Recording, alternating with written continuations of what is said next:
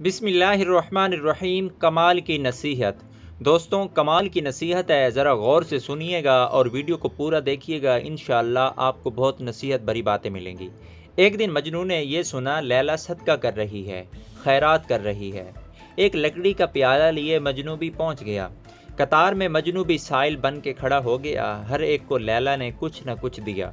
جب مجنوں کی باری آئی تو اس کو دیکھا اور ہاتھ سے جانے کا اشارہ کر دیا اور اٹھ کر چلی گئی۔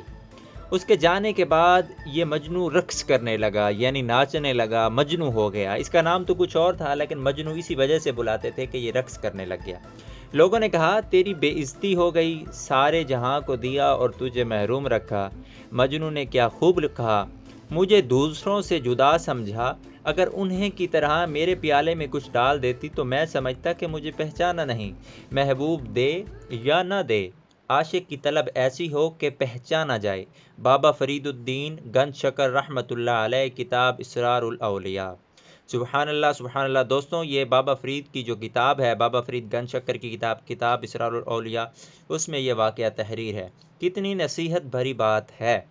دوستوں، امید کرتا ہوں یہ نصیحت بھری ویڈیو آپ کو پسند آئے گی۔ آگے لازمی شیئر کریں اگر اچھی لگتی ہے تو۔ حوصلہ افزائی کے لیے ویڈیو کو لائک کر کے چینل کو بھی لازمی سبسکرائب کر دیا کریں۔ آپ کی سپورٹ کا، آپ کی محبت کا بے حد شکریہ۔ انشاءاللہ اس چینل پر اچھی ویڈیوز اپلوڈ ہوں گی۔